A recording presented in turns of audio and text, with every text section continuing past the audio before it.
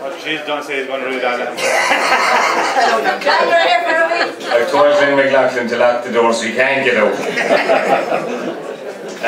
This is my first reading in the White House as a guest speaker. I'd like to think there'll be a few more.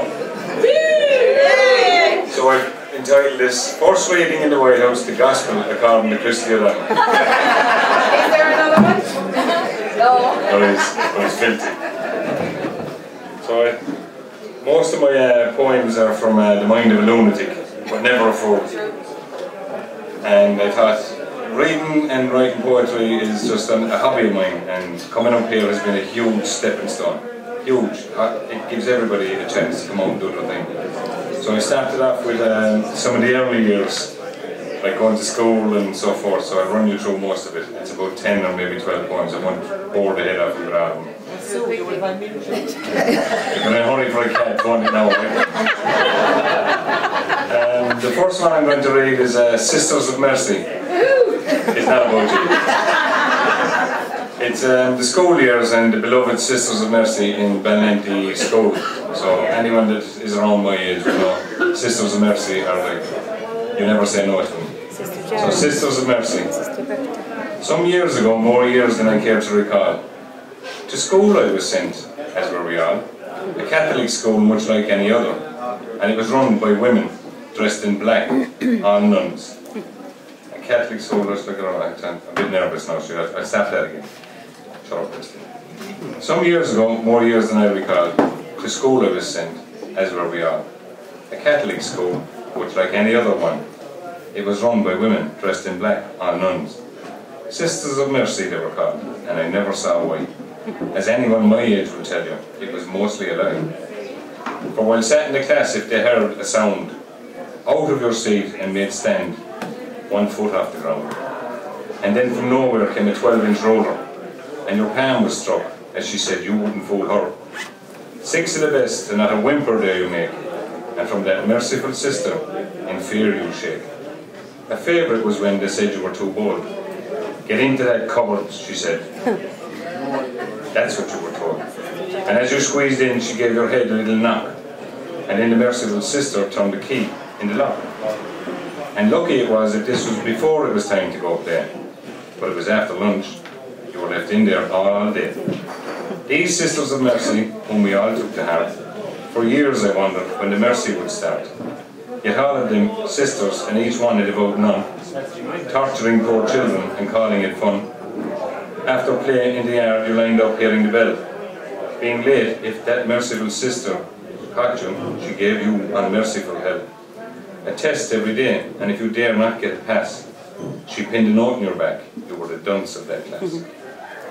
Looked up Mercy in a book. There's no mention of sisters, but in my head there's a memory of hands full of blisters, a bony knuckle driven deep into the middle of your spine, and some of them, it seems, like to hear a child whine. Why join the nuns and create a miserable old life? No sane man would ever take any of them to be his wife. Married to the Lord, I heard them once say. He chose crucifixion. What does that say?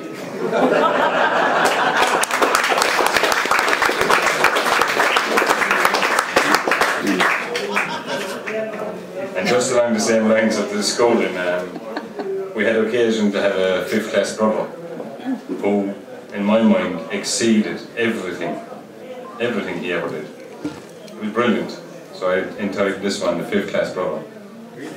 Having been through all the turmoil of previous brothers, what we had learned thus far was how to thwart all the others.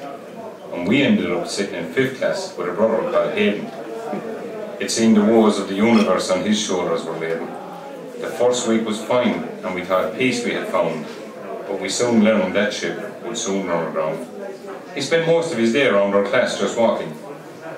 He had a thick leather strap which did most of his talking.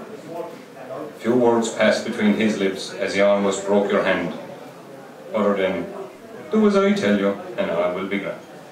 Months of this, and a few of us lost our cool. But there wasn't one of us who didn't dread going to school. But in each day to face this terrible yet religious man, and as soon as the bell went and school was over, each and every one of us ran. His job was to beat religion into every bloody day, prepare us for confirmation, and make all of us pray. Soon enough it was April and we looked forward to a summer. Bad news. He was moving to 6th class with us. Oh, what a bum. We were all getting older and feeling our age. We did not want another year with this animal in our cage. And what could we do? We were boys and him a man. So before the end of 5th class, we hatched our own little plan. On a fine sunny morning as he entered his classroom, we waited to present him with a taste of his very own doom. And having locked the door and hidden the key in the rear, we gave him a taste of what he gave us all year. There was no way out. This was tighter than a bear trap, and each of us in turn, with his letter, gave him a few slaps.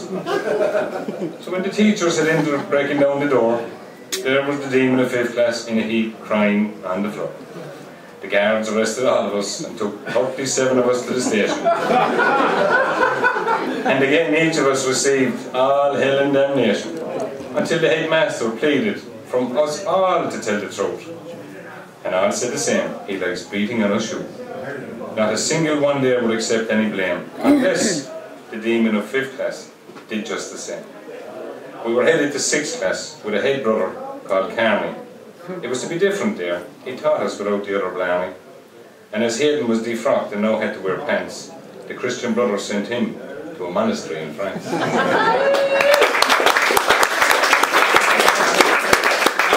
Also, and just a quick limerick, I thought I'd slip these in between it. Thinking all her life was a drag, Jill put condoms galore in her bag. She walked up and down the length of the town, hoping someone would give her a shag.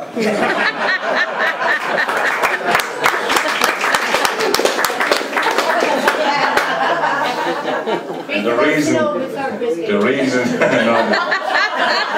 reason she did that was, right, having been left down with a thud, with his ex still slinging the mud, her friend said between us, with your little penis, she dropped you because you were no stud. We used to go fishing in Blackwater over Tom McCarthy, where Tom lives, and there was an old lady out there who had a bungalow, and she had one of these doors that was, you know, the ones that half opened at the top and the closed at the bottom. And Half door. Christy. So what? I'm younger than you, John. So I wrote this. I had more hair. And a smaller head. That wouldn't be happening. Bike duty in troop. In a well-kept old cottage by the side of a hill, she sits there alone and she remembers her fill. Her fullness of memory as her life passes by. She thinks it's too fast, like the blink of her eye. A marriage so loving and a husband that cared. Oh, she just longs for the times they both shared. The happy ones when the kids all appeared, and even the sad ones, some of which she feared. They've made a road now at the end of her lane, and she watches it still, but it's never the same. And the cars zoom by all day and all night, and sometimes they crash, and she wakes with a fright. The children visit and ask her, "Mama, come live with them." And always she refuses, saying it would be a mortal sin. Sure, isn't your father lying in wait down the road? And when I call to visit him, he lightens my load. I can stroll to a corner shop in the store. I'm a simple woman, I could want for no more. And don't the young fellas come to fish in the stream past the dike? And each of them ask me if I mind their old bike. It's no bother to me as I rarely if ever go out. And if they get lucky in the stream, then for supper, I get trout. And who'd mind their stuff if I go live in the city? Your father will be left alone. And oh, that's a pity. I sit by the door and it's half open, half closed. And I recall all of you as you stood there and posed.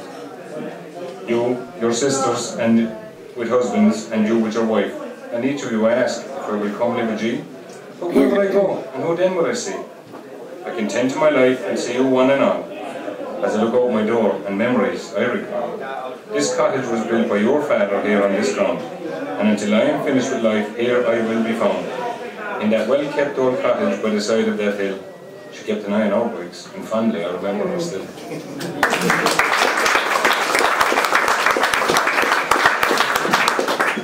This one is for Mary. Every woman I've ever known in my entire life, mother and sisters, have called them all Mary. So all the places that I've ever been, and the sights that I've seen there and then, none were so scary as the cleavage of Mary, but oh, I know how much within.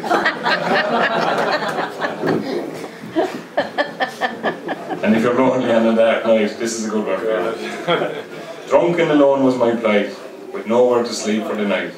Underneath a red lamp, some might call her a tramp. She showed me pleasures and lust, oh what Jesus delight.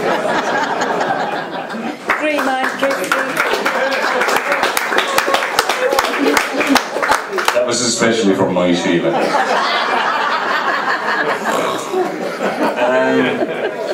I was listening to the radio one morning and some young, I don't know, 22 or 24-year-old was on the radio and she was waffling on about, she'd done a survey and the survey was about men that cheat and women that cheat, and it kind of didn't work out for me, so I kind of done this up with numbers. Don't ask me what I kept, but this is what I came up with anyway. Cheating men and lying women. I'll read this slow because you gotta get a grip on it. 8 out of 10 men will admit to being a cheat, simply because most of them are slow on their feet. In a survey, some student decided to cast for information. I'd like to see those who gave the confirmation. Where are all the men who are having these affairs? And is this why we name them all as being players? And if they're players taking part in this game, keeping it a secret and not seeking notoriety or fame, but 8 out of 10 men say they're getting a bit in the side, thinking about it in pubs with chests full of pride, having a drink and boasting in front of their mates, partners at home, most likely in all kinds of states. So if all of these men are out there and cheating, relationships and marriage are steadily depleting, it appears that it's the men who are berated for their sin. But who are they cheating with? Where does it begin? Let's recall that it's 80% of those cheating men, when the only data from women is that it's 2 out of 10. So it's either 8 men bragging or 8 lying women, but somewhere in there's somebody still sinning. Hang on, this still leaves 2 men out there trying their best, probably with 2 women chasing them, trying to get under their vest. So, out of 10 men, there are 8 that are bad, and out of 10 women, there are only 2. Now that's sad. Are men on the whole just too honest to lie? Are women just lying, quoting pies in the sky? But it's all a bit dark and too shady for me. So having listened and learned, here's what I see. Somewhere in all this, there could be 8 lying men. Or to put it another way, 2 extremely busy women.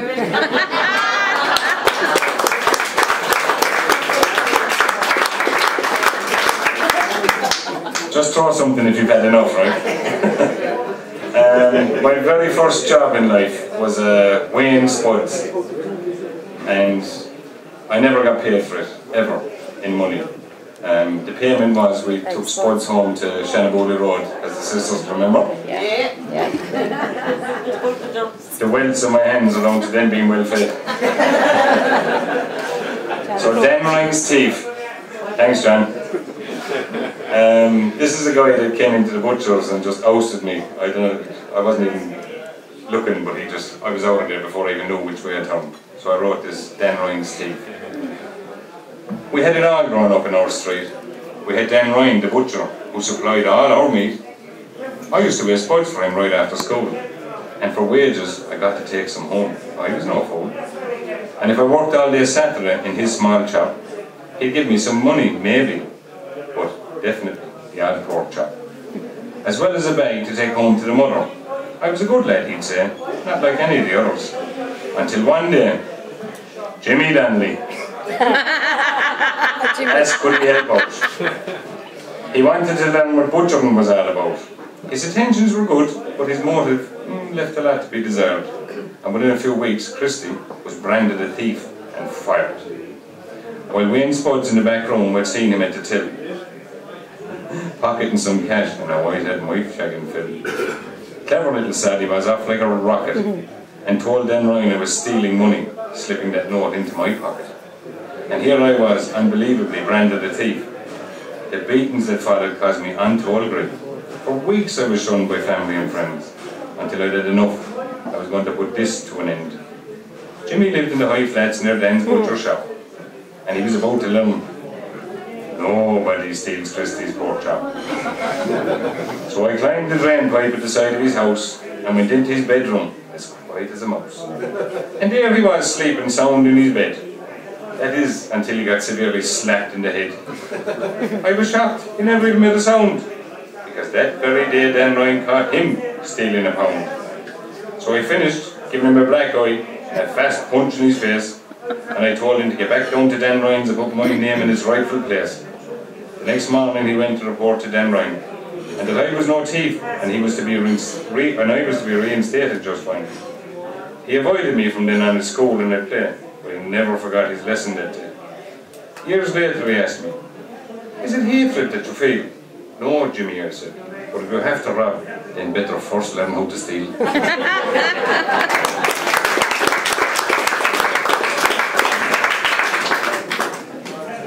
Another limerick. Having to walk with the aid of a stick, whom everyone knew as Limp Mick. When asked why he walked with a limp as Mick thought, saying his stick was as long as his.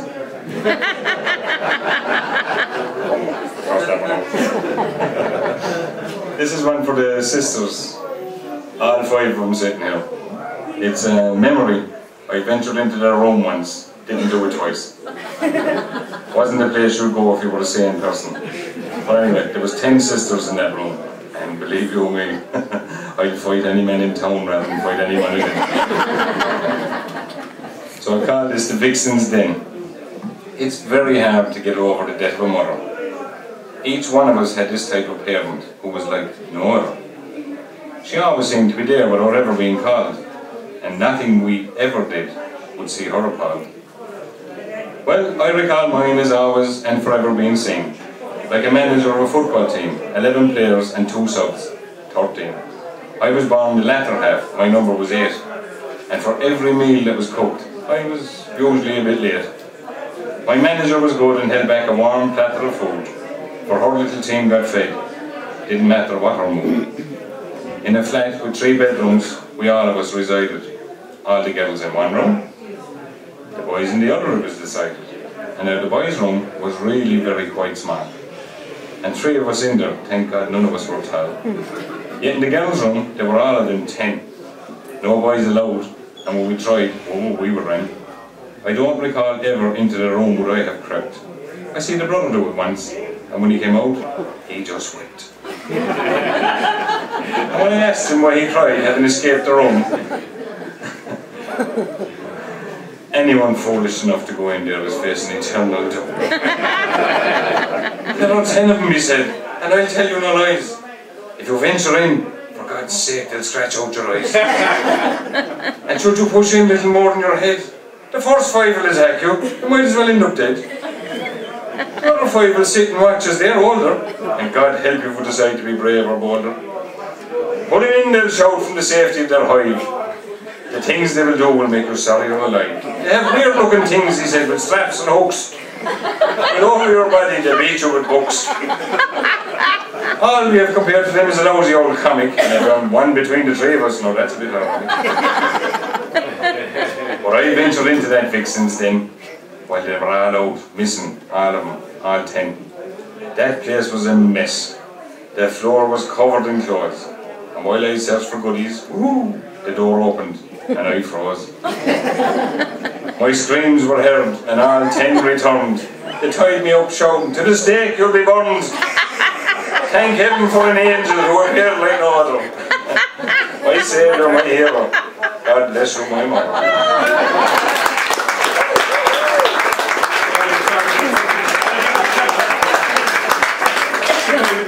I have 2 more now. Yeah, 2 more. And after that, then you can just shoot.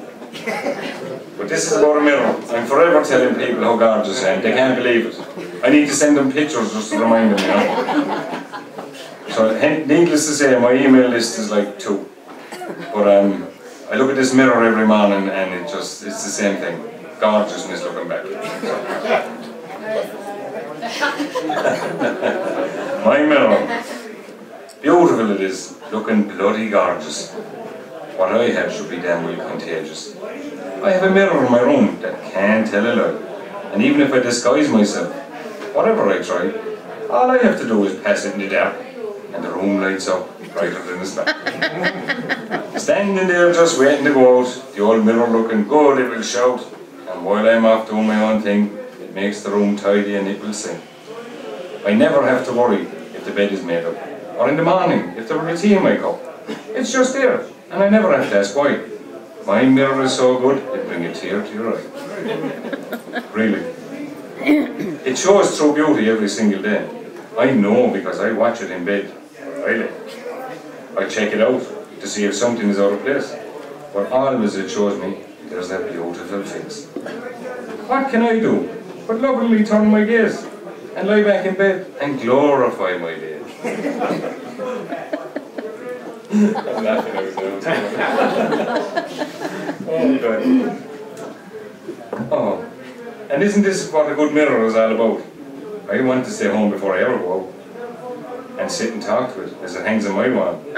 Never once did it look like it would fall.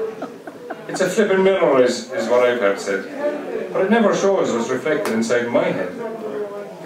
There might have been once when it looked like a fright, but then it returns to a wonderful sight. Each time in passing it pleases me more. I see that reflection in it as I head for the door. My mirror reflects beauty and I thank God above. It all shows me what it is to be in love. And by now you're looking at me and thinking I'm mad, or feeling pity that I look so sad. But I see nothing wrong in all I have told. Beauty in my eyes from all I behold. My mirror, you see, is a huge part of my life, and every day it shows the reflection of my wife.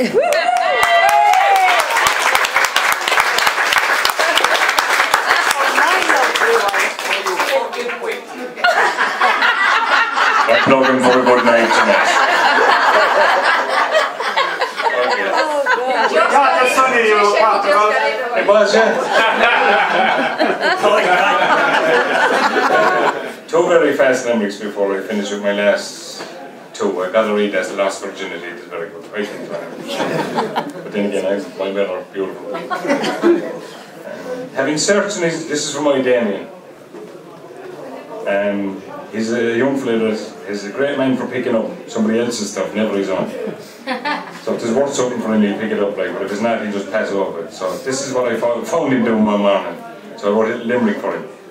Having searched in his drawer for clean socks, for clean jocks, and finding only some socks, his mind being unclear, having to rush off somewhere for safe keeping into socks, put his box. And this is for our Virginia. Especially, she's the youngest girl in the family. But I rearranged her letters, Junior, so I called you Regina. Being born with a name like Regina, all her clothes were labelled designer. She lived in the hope of not meeting a dog, but someone who would adore her vagina.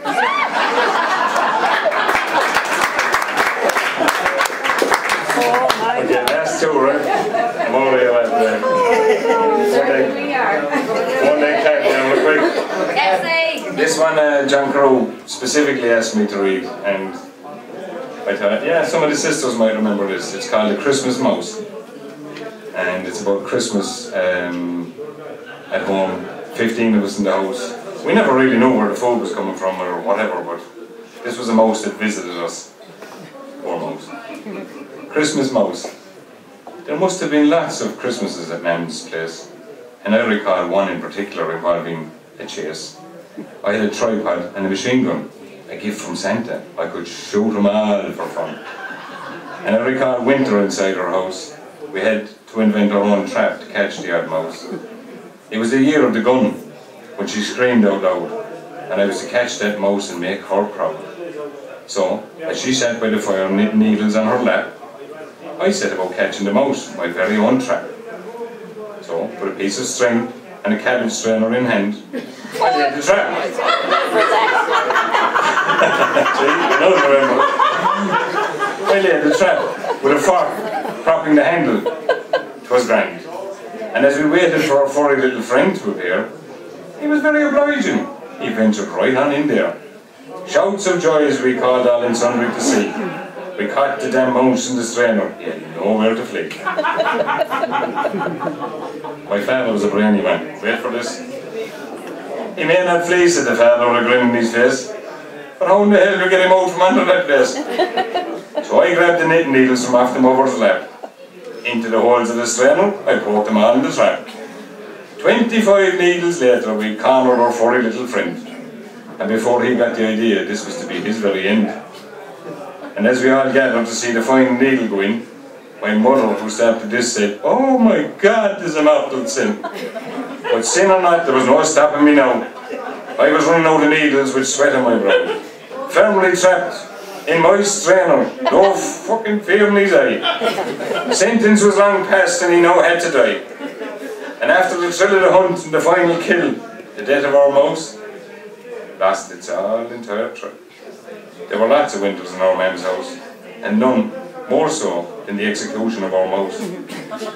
As I look back and remember the whole event, he might have lived, but he had to pay rent.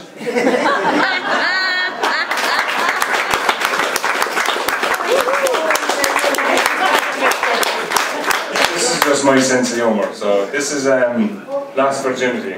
I had a written thing about it, but I mean, 10 or 15 years ago, I lost my virginity. Don't laugh. 10, 15. Yeah, I remember the mother sitting room in the couch. So it's like a whole other thing. But, lost virginity. I wrote this because I got into some serious trouble at the computer at one time, so I lost it. Lost virginity. I lost my virginity, and now I have regret. And it hurt me in places I haven't seen yet. Something I now know I will never replace. And as for telling someone, I'm sure I don't want to lose face, but lost it remains, yet not all can see. The biggest loser of all was just me. I was enticed, I was coerced to do certain things. My thoughts were of joy in all that it brings. No thought in my mind that this could be wrong, as my ears heard whispers of a black leather thong. So who in this age is a virgin today? Get rid of your virginity, let it go. I thought, well, okay. At this stage I was willing to pay any cost. What was I thinking? What was I waiting for? My virginity lost? Well, it was not an I had to which I held dear. So willingly I agreed, having now felt no fear. Sitting back and relaxing and letting all sense go. Nice one, I thought, as I went with the flow. So virginity, as it were, was anyone's for the taking. And a lover for me was all in the making. All I had to do now was make my own choice. And with all of my dreams, sure, just as I could rejoice. Then suddenly I watched in total disbelief. The computer started giving me grief. And then it said, click here for reply. So I clicked in anger. Don't ask me why. The screen seemed to flicker for a moment, and then apparently I'm now online dating 9 or 10 fucking men. All of whom think it's fun to be gay. I wish I had my computer virginity today.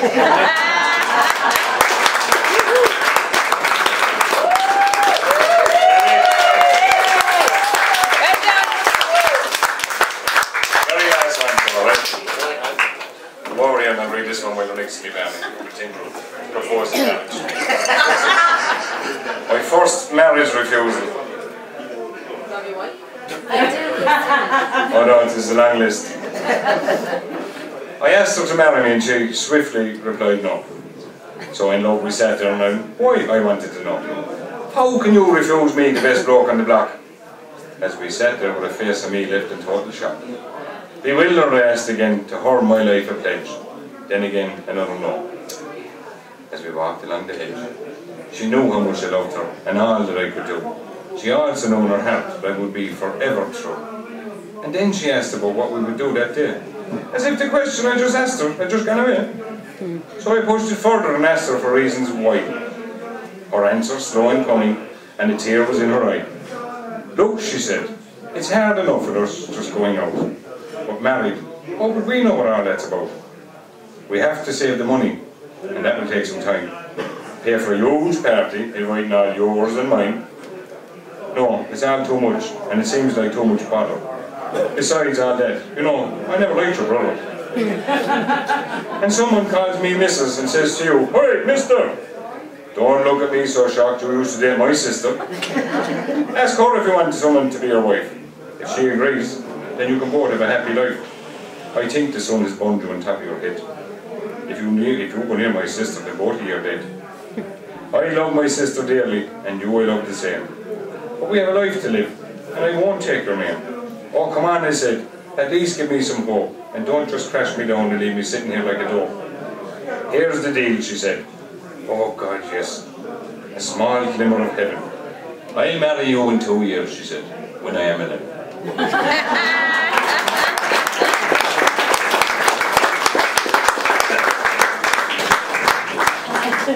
Christy O'Donnell. I want to get this microphone off here for a second. Christy O'Donnell, I have a couple of questions to ask you. The most important one of all is when in the name of Almighty God did you start writing poetry?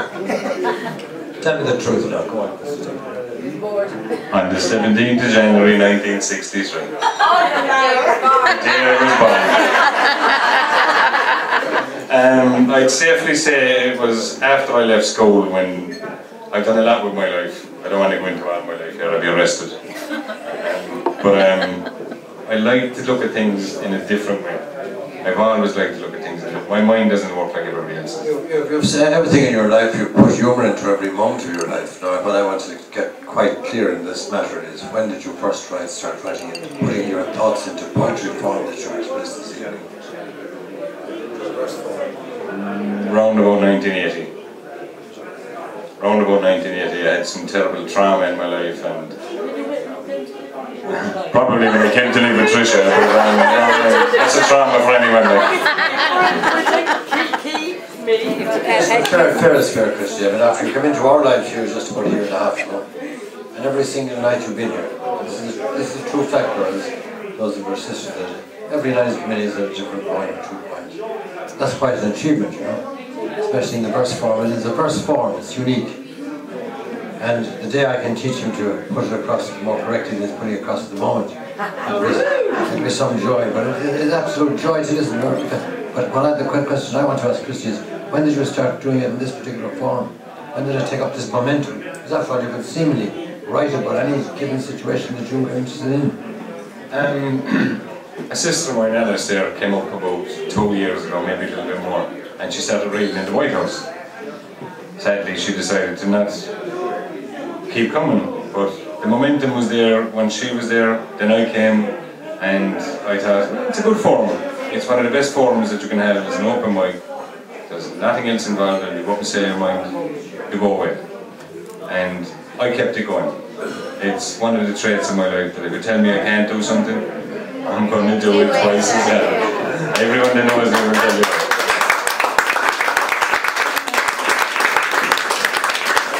Well, I don't know what comes next after this, but except, does anybody really question the audience? Anyway, please, you know a guest poet who is writing poetry all these. You're writing a book.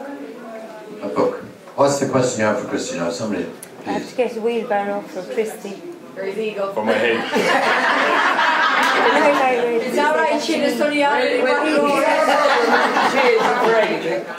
But you tell me something now, Christy. I'm going to pretend I'm in the audience. I'm going to ask you a question. How do you write with such rhythmic beauty, not beauty, but such rhythmic ease? I mean, everything you're saying in every poem is the same degree of ease. Well, John Crow hit on it a little while ago. A friend of mine asked me to write him a speech for a wedding, some 15 odd years ago, and he said he needed it in a hurry. So I sat down, and within an hour I handed him a little poem, and I said, look, do the best you fucking can with that, that's all I can do here. So he went off and done it. And it's always been like that. It's never been something that has come over a period of weeks. Someone will tell me, you know, good morning, Punch, how's it going? And I go home and I go, I met your man up the road, and then I'm off. And it'll take me half an hour to write 20 lines of poetry, as I see it. It's not everybody's cup of tea, but it's mine, and I like it. With no sugar. Give him a word of us for that.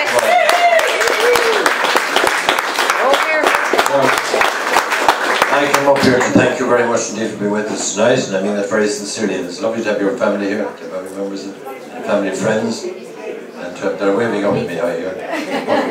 Most important is this, that we've had all kinds of people. We've had Gabriel Fitzmaurice, tremendous, probably one of the top poets in this country. We've had Louis Dupuer. We've had, I don't want to start naming them, but you're here, and you've had your position tonight, and you've done it most graciously. And I thank you most sincerely. As good as the rest.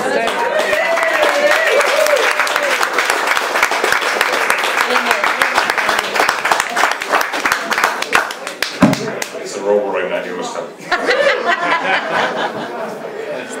And now, ladies and gentlemen, we have another break of 5 or 10 minutes, and then we'll have the second part of our open 5 o'clock. Okay? Thank you very much.